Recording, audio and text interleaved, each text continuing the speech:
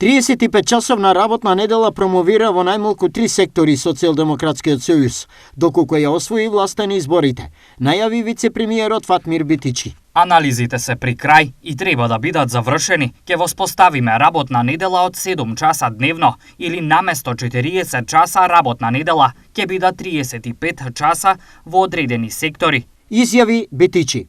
Што за ова велат работодавачите? И за нас е битно да имаме можност со законот за работни односи да оној работодавач што ќе процени дека му се исплаќа, дека неговата дејност му дозволува да работи по 7 часа, да може тоа да го стори, затоа што во овој момент во нашиот закон за работни односи работникот не може да работи помалку од 40 часа и да сака работодавач.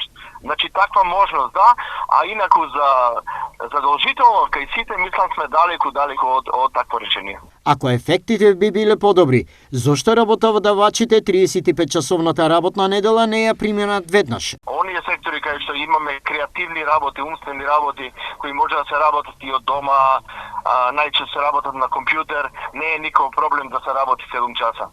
Проблем е кај индустријата, кај што има зависност од еден до друг работник, кај што има работа во ленти и таквото нешто не може да се надокнади изгубеното работно време со зголемена продуктивност во никој случај. 35 часа работна недела е одлука која во економијата може да донесе промени, сметаат економистите. Во секој случај е позитивна, бидејќи сметам дека ќе доведе до поголема мотивираност на луѓето, бидејќи со тие 35 часови ќе примаат плата, ќе остварат плата како да работеле 40 часа, што е еден од мотивирачките фактори за поголема продуктивност кај тие луѓе.